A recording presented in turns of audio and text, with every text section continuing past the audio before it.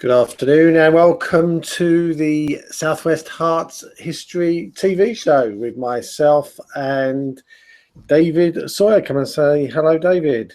Good afternoon, Chris. Good afternoon, everybody. Good to be back again. Good to have you here.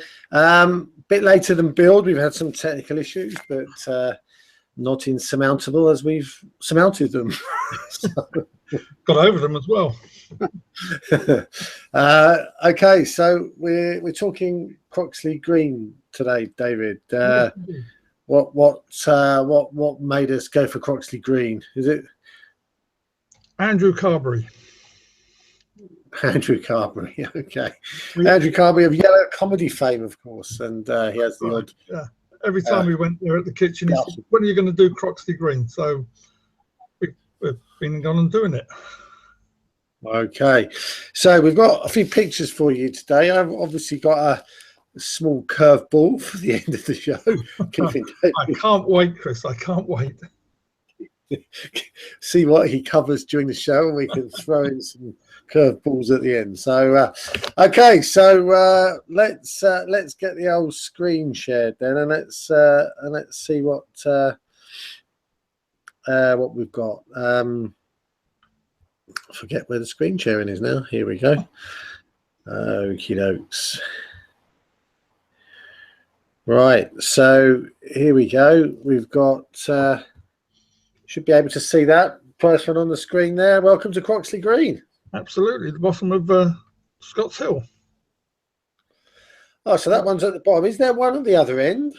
I think there's one down by the two bridges. This one's out outside Scottsbridge Mill. Okay, so you're on the way up the hill towards the top of the Scottsbridge Hill, which is a... That's right, yeah. Okay. Okay, so that's what it looks like. Croxley Green. I don't know what church that is, but... I think that's probably All Saints. The oldest ones in there. Right. There's quite a lot of churches, and I've not put them in this time. Here, of course, we have the Green, Croxley. Looking up over there. Okay, so this is where all the frivolities take place. We have the site of the annual Croxley Revels. Takes place annually, and the modern day revels date from 1920. So I presume that they were before that as well, although it appeared in Metroland television program in 1973, mentioning it from 1952. But no, I found further evidence that it takes it back to the modern day ones from 1920. It takes up the whole of the green. That, as far as you can see, right in the distance, you'll probably see Croxley House. Yeah, that's that used to be a starting point for the rebels to move out and go round the roads in the green and come back to the green. Now that all starts at like 12. I think it's 12 it starts. And then it finishes at 6. If you drive past at 8 or somewhere around there, the whole idea is that you would never know it had happened. That's right. Might be a few old rubbish carts around, but everything else has disappeared by 8 o'clock in the evening. I think we were both there last year, weren't we? Yeah, revels. I was there. I was there just doing a bit of photography and a bit of videoing in the afternoon, I think. Yeah, I was doing some transportation for Mencap, taking their stand to and from. Was that the revels? No, that was the Crocs Fest. Was that Crocs Fest? Yeah, that was, because it was pouring the rain. It had the revels. True. The revels was earlier in the year. They have all sorts of weird and wonderful games, and the King and Queen of Croxley and all sorts of stuff. It's quite interesting, and there's a Revels website, I think, which you can go and have a look at, I think, and it talks about when it is and yeah, I went up there and did an interview with the guys who were setting it out, because there's something, the maypole has to be in a certain location, and there's a hole in the ground, and they don't quite know where it is, and they have to like walk so many paces from a certain position to kind of find it again. I think they might put a marker in there somewhere, wouldn't you? Well, there was a marker, but no one could find the marker. Very successful marker then. Yeah. We mentioned then, of course, Croxfest, which is in its sixth, I think it's seventh year. Yeah. A music festival, which is very good. It's takes up a lot longer this time. I think that goes through to about 10, 11 o'clock in the evening. Yeah, that's a longer affair, that one. So a lot of and of course there's quite a few car. That's right. There are 2 annual classic car shows there, and of course a visit from Carter's Steam Fair as well. Yeah, which coincides with one of the classic car shows. The classic car shows are getting bigger and bigger, and again taking up virtually the whole of this part of the green and the one in the distance as well, with car parking on the right. Fabulous. So it's a big thing. Quite a lot going on, really. So that's the and then we've got the Coach and Horses pub. The Coach and Horses, as you might expect, its name suggests it's been associated with travelling in Croxley Green since 1748. Yeah, Coach and Horses, it was the only way of travelling back then. Another coaching in the area. So it was part of a major route then, obviously, between different places. I don't think Croxley itself was completely built up by then. That took another 2 instances for the town to really grow. But no, that was there in the days of horse-drawn stagecoaches and things, getting people from that. Obviously changed a lot in the interim period. That's not the only pub on the green, is it? The Artichoke as well, just a bit further along. Right. But I included the Coach and Horses there basically because of its connection with the travel at the time, going back, as I say, 1748. So I think that's probably got a bit more ancestry than the Artichoke may have. Okay, Coach and Horses. And is this one house or two houses? No, it's one house. It's called the Hawthorns. Right. This was the home of John Theodore Tussaud, the great-grandson of Madame Tussaud of the waxworks fame. Oh, really? Indeed, yes. And John Tussaud himself was one of the major sculptors later on at the Waxwork Museum. Well, doesn't it look like it's got 2 entrance doorways there? It does, indeed. When I was looking for it to take the picture, I was a bit confused. I was trying to count the numbers up because I had the number, and I thought, well, I suddenly found 2 doors along, and I thought, oh, that can't be right. And I came back, and I could just see. I could see through the trees. I could see the house name there, which it says the Hawthorns, and yeah, that's the correct house. That's where he was living whilst he was working there. Huh. And that was who? Was that the son of Madame Tussaud? The great-grandson. Great-grandson. When was she around then? She must have been around donkeys years ago. Oh, goodness me, yes. I mean, I think we're talking probably back in the 1700s again. Yeah. And that looks like a period that the house itself is got to be the turn of the 19th, beginning of the 20th century, I should think, because it doesn't fit in with much of the later buildings in the area. Yeah. These are a bit more modern. That's a bit more modern, and the reason I've included this one is not because of what it is, but what it was. We know full well. Now I want to talk now about John Dickinson. Okay. He began his career just before the age of 15 as an apprentice. He completed a 7-year apprenticeship in the Stationers' Company, and he became aware that there were more efficient ways of making paper.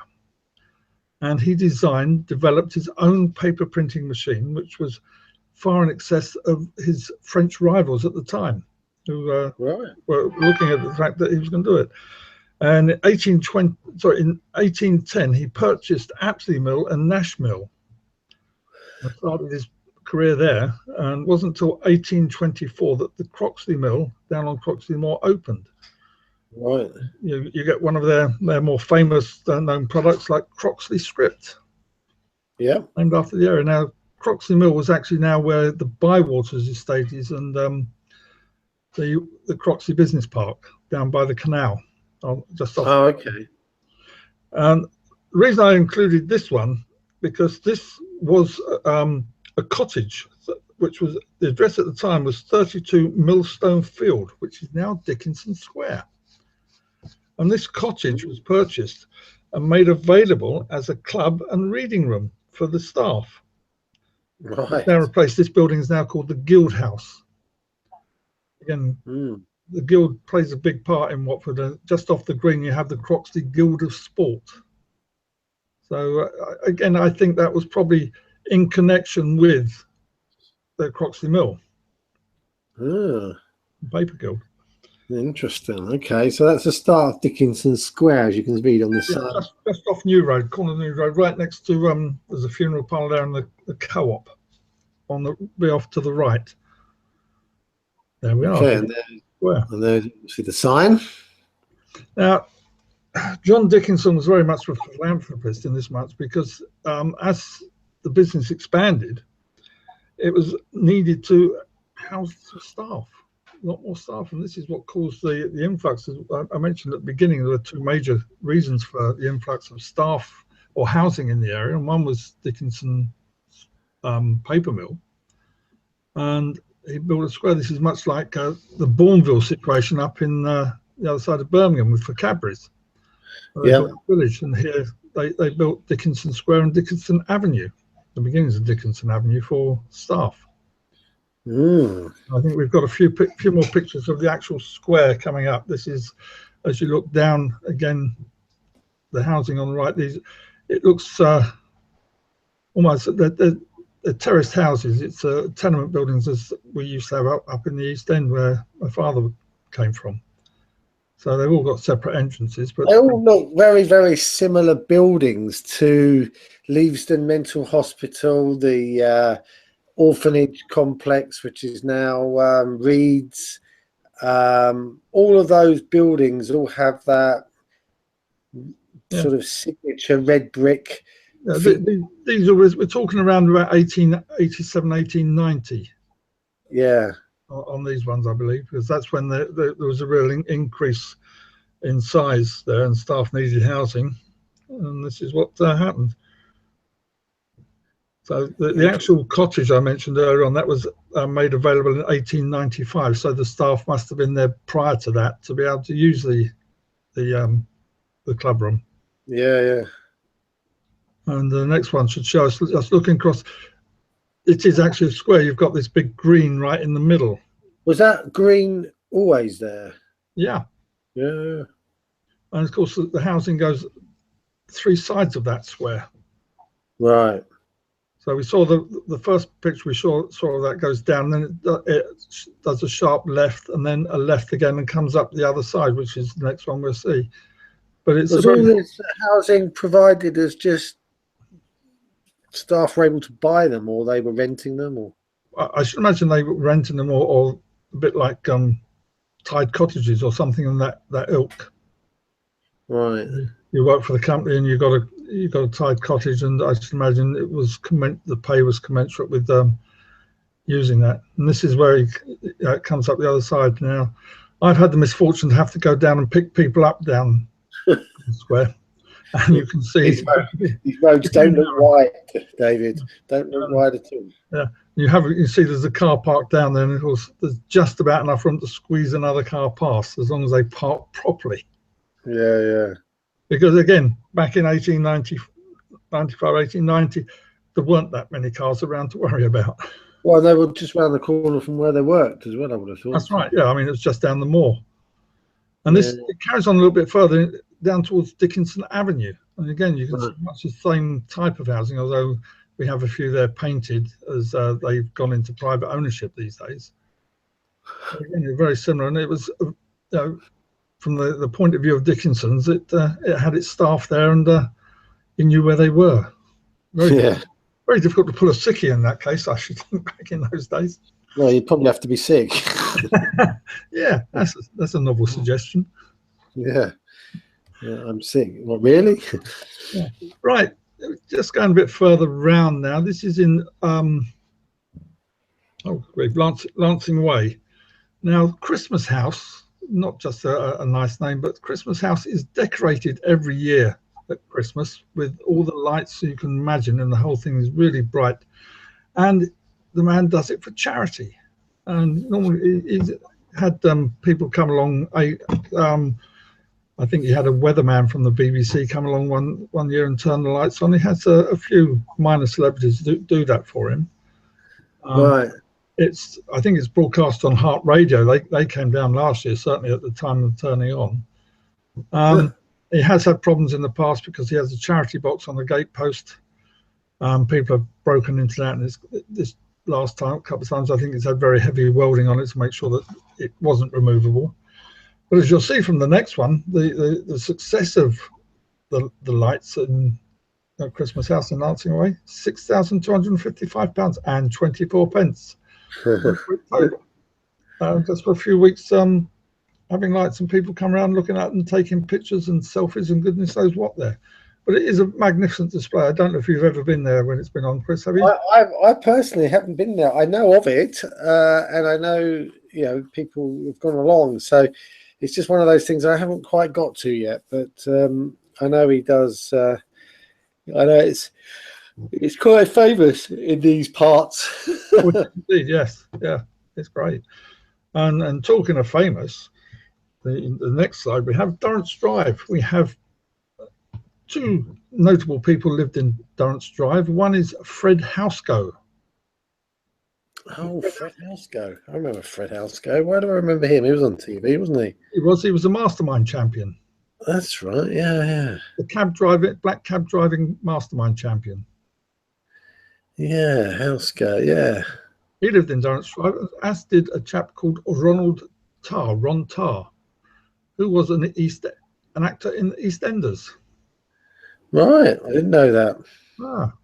But you would have known the last person I want to mention on that, which is Barbara Woodhouse. Oh, Barbara. I know her well. Barbara Woodhouse. Wasn't that Dogs? That was Dogs, yes. She was a dog trainer, and she had a television show, and she wrote a few books as well. Well-known lady in the area at the time. Although she moved around, I think this was her last place of residence, because she had moved around the world with various marriages and what have you. But no, she did. She worked from here. What do you think? Did she die there? Did she? Is that where she? I think so. I'm not 100%. I haven't looked into her lifestyle. Just the fact that she was living in Croxley Green. Right. Interesting stuff. I don't think she was in Durrance Drive. She was possibly up on the green itself. Right. One of the bigger houses up there. Somewhere near Little Gillians or something like that. This is the other reason why Croxley Green expanded, of course. The Metropolitan line, Metroland, came out.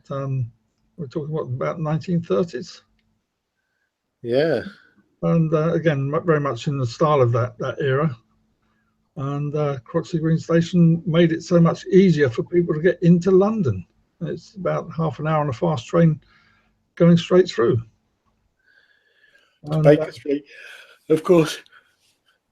And we're looking now at by 2020, I think it is. They're going to, the work will start. Some work has started already on the link from Croxley Green Station into Watford Junction via two new stations in West Watford. This will make life a lot easier.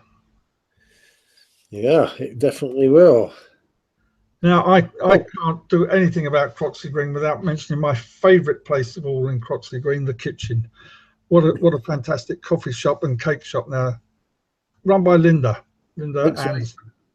Looks very steamed up there. It must have been busy. I went in there on that very day and had a nice latte, and yes, it was steamed up. Here we are inside, a couple in the foreground there having an afternoon tea, another two couples over there with Linda standing there chatting to the customers as she does, always very personable. This place is a community hub. There was a children's party going on with afternoon tea. This is the children's section. That's what they had. And the next one, of course, is the adult version. Yeah. Notice that's on 3 tiers as opposed to 2. And these teas are absolutely fantastic. Those scones on the top had only just come out of the oven, and I could smell them from where I was sitting. It was absolutely fantastic. But They definitely look good enough to eat there, David. well, they do, and I think I shall have to get up there sometime and have some an afternoon tea. Let me just have a quick look at something else that I was going to show you. So can you see this on the screen now? I can see the South West Herts District community page there.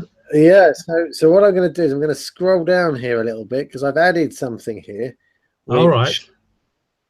Which I want to just show you. So if we scroll down, you've got history and places of interest. On the left here, history and places of interest. Can you see that? Yes, yeah. And then you've got Croxley Green history. Hello. I looked at this page earlier on when I was researching. Here was a website all about Croxley Green. Now, interesting thing about this is that, and I wanted to draw you, so go and read all about this because it's very, very interesting. This guy, John Cowles, or whatever his name is, ended up something. He was a physician back in, I think it was 1570 or something, and had quite a lot to do with Croxley Green. This was sailing, isn't it? I don't know who he is, but this is all about. So there's some interesting maps here of Croxley Green back in 1760, around there, and you can see here these maps, and they divide the territory up into these different sections, and they've all got their own bits and pieces here, but this and as you scroll down, you can see they've divided it up. Now, I just want to show you something here which caught my attention, and that is I'm just trying to find it now. Where is it? Oh yeah, there's a house called Herts on the Green. Now on the left right hand side there, can you see Mrs. Ogle's wood? Oh, I see. I've had a word with your mother. I'm thinking this might be quite a distant relative of mine, but Mrs. Ogle's, and if we go up a little bit further, I think there's also talk somewhere. I'm just trying to find it now, but there is talk somewhere here of. I'm just trying to scroll through and find it, but there is another. There's Ogle's wood there, maybe a bit further down actually. Oh yeah, in the middle there of the screen, Ogle's land. All right, yeah. Can you see that? I Just can, to in the middle bit there. Now, this is really interesting. All of this stuff is all the different 5 acres here and 10s and all these different names, isn't it? 10 acres and no plot numbers and everything else. And this is how it was all. It was divided up. Yeah, this is in the manner when we. It's got to be somewhere around the 11th, 12th century, I should think, before we had the Industrial Revolution and things like that. When they changed it to they removed all the boundaries, didn't they? The fields, and made them open, and made it much easier to work the land in that instance by taking the. Well, that map that we're looking at there is 1766. Yeah, and you got it all there. It outlines all different areas there. It was much easier to manage as one big plot of land as opposed to lots of little ones. Although the little ones were all looked after by the individual owners, it would have made it much easier for them, even two people, to remove a hedge and get 2 manpower to do it. Makes it much easier, doesn't it? Well, this whole we get the phrase horsepower from the amount of horse energy that would take, to plough one mile furrow or something, an acre of land, something like that. That's the definition of a horsepower. Yeah. Well, that John Caius character, who I've got highlighted there, he bought Croxley Green, I think, from the king or somebody, or the crown, back in the day. That's why he's quite important as a sort of historical starting position of the whole place. So this is just, I just wanted to show you that I'd added it to the yeah, I just noticed in one of those back there that we had the Dickinson Institute. Yeah, on one of those. One of these things here, yeah. Probably came after that one. Went to the top right of one of those pictures. It said Dickinson Institute, which obviously is around. But yeah, there it is. Just come up to on the right hand. Oh yeah, there, Dickinson's Institute. Yeah, and yeah. That was Milestone Field, of course, and the cottage I mentioned early on, which was in was it Milestone Field? That's where that cottage was. Yeah. Croxley Green. So I mean, there's a whole raft of history about Croxley. I mean, you drive through the place in about 3 or 4 minutes, and wouldn't think anything of it. But there's a huge amount of history about the place. Well, there is. I mean, there's still lots of little lanes in and around Croxley. A little green lane goes down the left-hand corner, going down from the green down to Rousebarn Lane. Well, Rousebarn Lane as well, you know. Yeah. And that would be one of the other boundaries, which went down, of course, right down to the canal. Yeah. But, even that's changed from time I used. Well, of course, in that map there, you'll notice there was no canal. Those maps there were pre-canal. Yeah, but although the one with Dickinson Institute would have been with the canal. The canal was the major usage. That's where they got the water from to drive the mills. Yeah, but when were they built? Were they built in 1820 or something? Or? Well, say the Croxley Mill itself opened in, I think it was about 1824 was the Croxley Mill down Croxley Moor. So the canal was there already, because prior to that he'd already bought Apsley Mill and Nash Mill, which was a bit further up towards Hemel, and they were on the canal as well. So it's I think around the late 1700s, probably then, or I would have thought so, because he purchased those in 1810, so they were already a going concern in 1810. Yeah, yeah, they would have been late 1700s. So the canal was going to be. Yeah, I don't know if it went the full extent from the River Thames up to Birmingham, or not by that time, but be interested to do a bit on canals. There you go. There's another. Another subject for another day. The birth of the canal and its uses in Watford and Croxley Green. Yeah, that sounds like a good one to me. Project for me, isn't it? Yeah, it definitely is. Okay, good stuff. Well, thanks for that, David. It's been another interesting session today on Croxley, and we'll get the next one will be on.